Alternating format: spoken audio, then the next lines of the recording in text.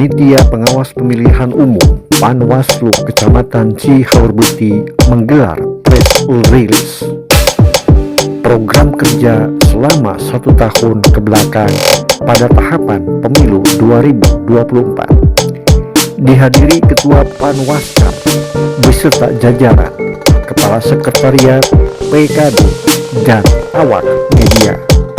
Berikut kutipan dan cuplikan video. Kita dapat melaksanakan kegiatan yang mudah-mudahan hadirin yang saya hormati. Pada kesempatan ini merupakan acara 14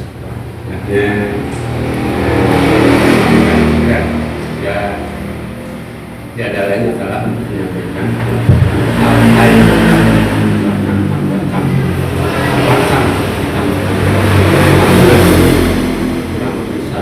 tahun dari November sampai bulan November juga hal-hal yang akan dihadapi dalam hari-hari yang menjalankan kita akhirnya pertempuran yang sebetulnya untuk Panwaskam Kecamatan Cihaurbeti pada khususnya juga pada umumnya ya nanti pada mulai kalau tidak salah mulai tanggal 28 kemarin dan kita sudah dan mudah-mudahan tanggal 10 Februari nanti kita dapat melaksanakan.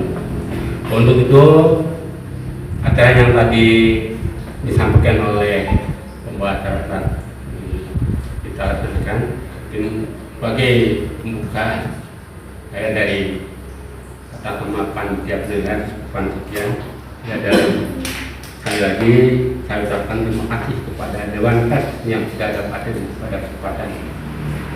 Hormati Ketua dan seluruh pimpinan di Panwaslu Kecamatan Cihaurbeti, juga yang terhormat Bapak Kasek, dan juga yang saya banggakan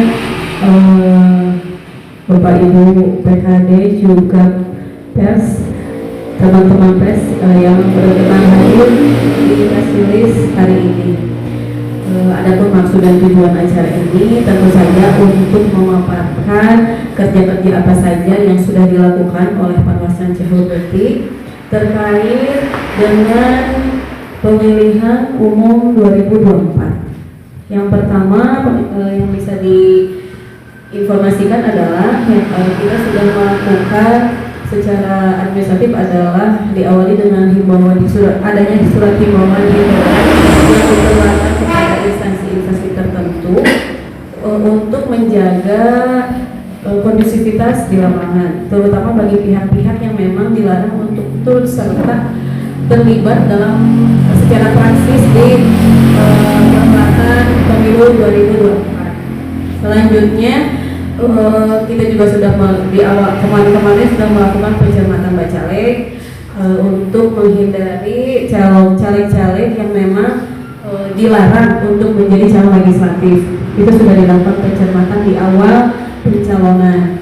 Selanjutnya tahapan selanjutnya yang diawali oleh sebelum ke caleg adalah pengawasan melekat kepada Pantarlih untuk memastikan data pemilih itu kita sesuai dengan fakta di lapangan, dan itu sudah selesai sampai di tahap DPP. Yang pertama itu. Yang kedua, selanjutnya adalah kita pencermatan tadi bacalek sebelum sampai hari ini menjadi DPP itu dilakukan pencermatan, juga penelusuran baik itu pekerjaan, pendidikan atau lain-lainnya. Itu sudah dilakukan pencermatan khususnya bagi caleg yang berada di Dapil 2 yaitu Dapil Kecamatan Cihaurbeti, Panjalu, Pangembangan, dan Sukamantri.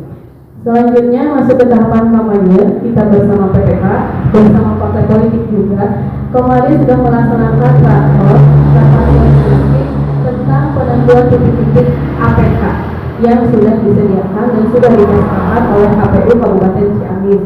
Dan kita juga sudah melakukan pendekatan persuasif tentunya untuk menertibkan APK atau APS yang sampai saat ini belum ditertibkan. Jadi itu masih berjalan, tapi insya Allah untuk Kecamatan Cihaureuti kita akan kondusif.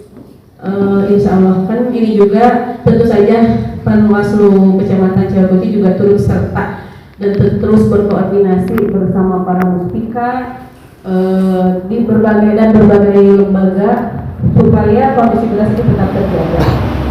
Itu palingannya maka palingan nanti kami tinggal menambahkan lagi untuk proses pengawasan. Itu palingannya yang juga dari secara garis besarnya dari Panwaslu Cihaureuti, ditambah juga menambahkan untuk Pak Kasep di sekretariat itu kita sudah ada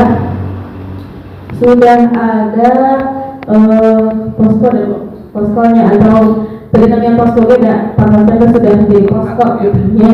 Jadi nanti kita sudah buatin ya tim per hari untuk penanggung jawab di sekretariat. Jadi jika ada apa-apa baik parpol atau siapapun itu bisa nanti datang setiap hari terkait dengan ya.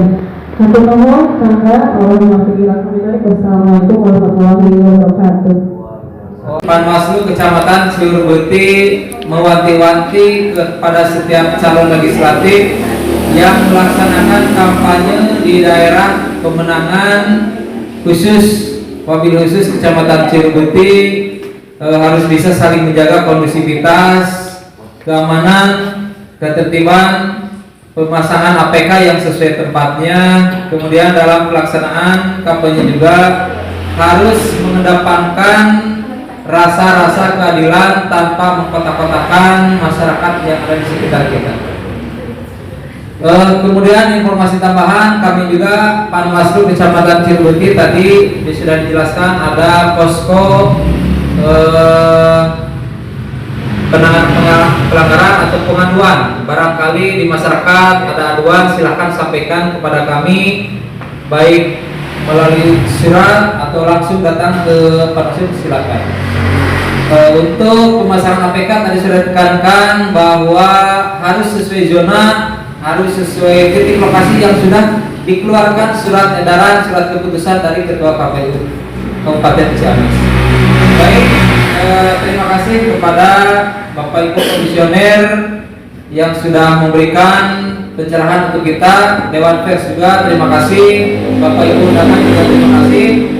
Sesi selanjutnya yaitu ada sesi tanya jawab ya, khusus untuk versi ini, untuk rilis ini ya, tentang kepemiluan ini.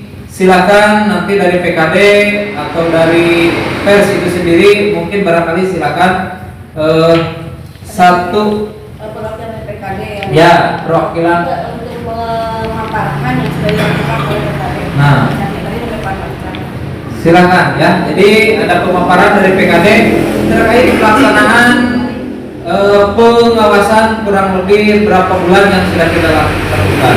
Jadi sekarang menginjak kepada acara selanjutnya yaitu pemaparan dari PKD. Tanya jawab tuh yang itu atau penjelasan? Oke ya. Untuk memaparkan kerja-kerja PKD selama pengawasan yang sudah dilaksanakan, silakan mau diwakili oleh siapa? Oke. Silakan Bu berdiri. Ya, apabila mungkin sudah duluan yang saya hormati Ketua Panwaslu Kecamatan Cihaureuti beserta jajaran yang saya hormati. Sebetulnya kami di PKD hanya melaksanakan instruksi maupun tugas yang diberikan oleh Panwas Kecamatan kepada PKD. Seperti yang tadi dibilang, per bulan kami dilantik di organisasi Cihaureuti, kami langsung bekerja atau mengawasi Pantarlih dengan sifat yaitu waskat ataupun pengawasan melekat. Sebenarnya Pantarlih mungkin kami dan rekan-rekan yang lain melakukan pengawasan untuk APS yang melanggar. Langsung ke situ ya Bu ya, koreksi kalau salah. Langsung terjun ke lapangan untuk APS yang melanggar, karena memang di per KPU-nya APS itu hanya APK itu hanya boleh dilakukan pada tanggal 27 November atau 28 November, dan kami lihat di Cihaur begitu banyak pelanggaran yang terjadi, tapi memang karena kami juga terbentur aturan, juga terbentur regulasi dari kabupaten, jadi tidak bisa bergerak atau membereskan secara leluasa, karena mungkin kami juga dibantu bapak-bapak Polri dan TNI untuk membereskan itu dan kasih tatrip. Tapi memang Cihaur Bekti tidak termasuk pembersihan APS oleh Ketua PT, jadi mungkin itu PR bagi Panwas untuk mencari solusinya. Mungkin sekian, ada pertanyaan dari rekan-rekan. Pak Haji, kalau saya bertaruhkan. Terima kasih kepada PKD yang sudah memaparkan bekerja berapa lama dan terus ada temuan apa saja yang di lapangan sampai saat ini. Itu saja. Seperti yang disebutkan, pertanyaan pertama saya dilantik per 5 Februari 2023 dan banyak temuan dan juga temuan yang relatif ya di Pelanggaran. ya dugaan pelanggaran, termasuk pemasangan APS yang tidak waktunya, tidak dalam jadwalnya, juga konteks APS yang dugaan pelanggaran adalah sudah ada nomor urut dan sudah ada tanda paku yang dalam aturan memang tidak boleh. Terus temuan-temuan seperti caleg yang datang ke desa-desa, masih banyak yang melakukan money politik. Itu mungkin temuan dari kami para PKD yang langsung ditindaklanjut oleh Panwas Kecamatan Cihaur. Ada lagi Pak? Oke, cukup Pak. Dugaan organisasi tersebut itu memang tahapannya itu belum masuk untuk ke laporan registrasi umum daftar, tapi itu sudah berarti dibiarkan ya. Jadi Lebih memang preventif ada ya. pendekatan yang lebih persuasif, intinya mediasi, mencari solusi yang terbaik sehingga sudah selesai di tingkat kecamatan. Ke mereka yang disabilitas ataupun jompo, karena sampai saat ini saya mendengar terkait sosialisasi ataupun teknis dan tahapan kepada mereka. Itu saja Pak. Bapak atau yang terbelakang, karena itu juga harus tersampaikan. Kemudian yang jompo juga atau yang sudah berumur itu harus bagaimana? Mungkin akan dipaparkan oleh Ibu Kodim, Bu Neneng, silakan, kami persilakan. Untuk disabilitas, Pak, memang waktu sampai saat ini baru ke tahapan masuk ke dalam DPT dan PKD-nya. Terkait apakah teknis nanti seperti apa, memang itu ada di ranah PPK sebagai pengatur teknis di lapangan.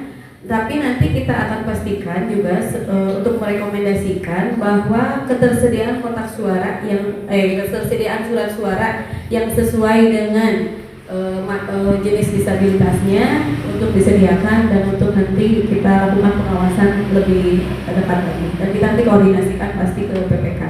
Ya, itu masukan juga, dan memang PR takut terlupakan karena fokus ke hal-hal teknis lainnya, menawi kan kami logistik ketika pemilihan teh memang seueur bisa dugi karet-karet, tapi jangan sampai justru pemilih disabilitas terlupakan. Nah, itu masukan makanya.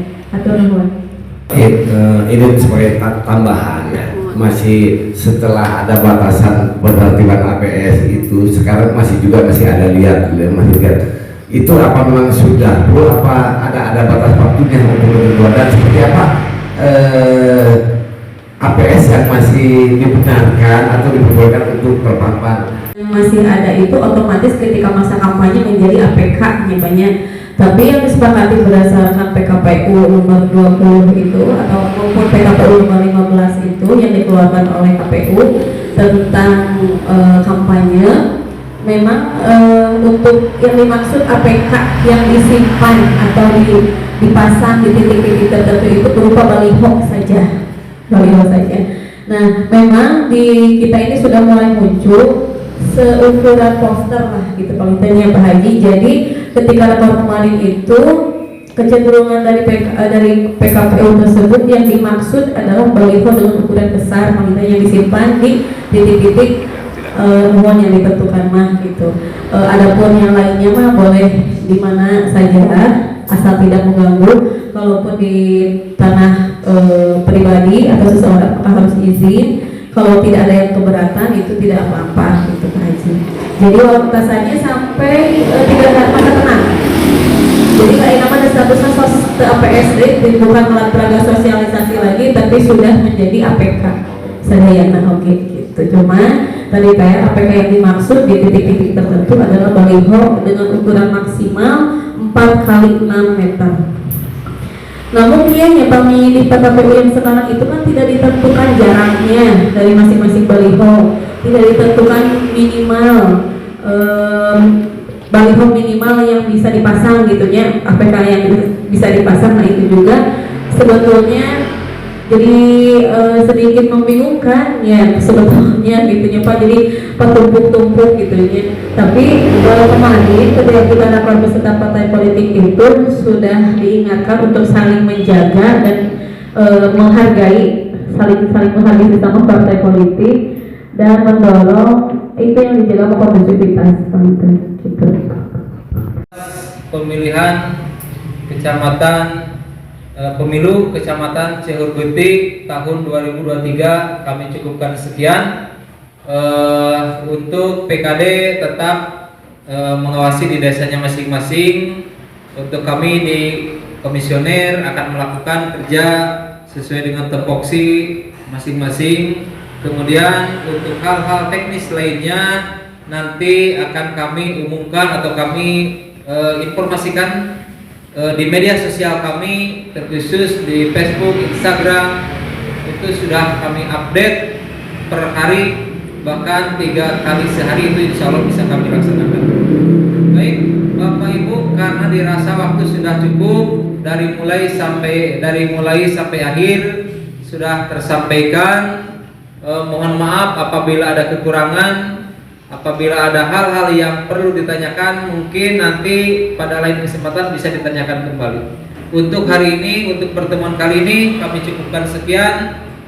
Dengan kita mari bersama-sama membacakan doa kifaratul masjid. Bismillahirrahmanirrahim. Subhanakallahumma wa bihamdika asyhadu an la ilaha illa anta astaghfiruka wa atubu ilaik. Demikian kami Panwaslu Kecamatan Cihurguti untuk rilis pers kami cukupkan sekian. Terima kasih. Wabillahi taufiq wal hidayah. Wassalamualaikum warahmatullahi wabarakatuh.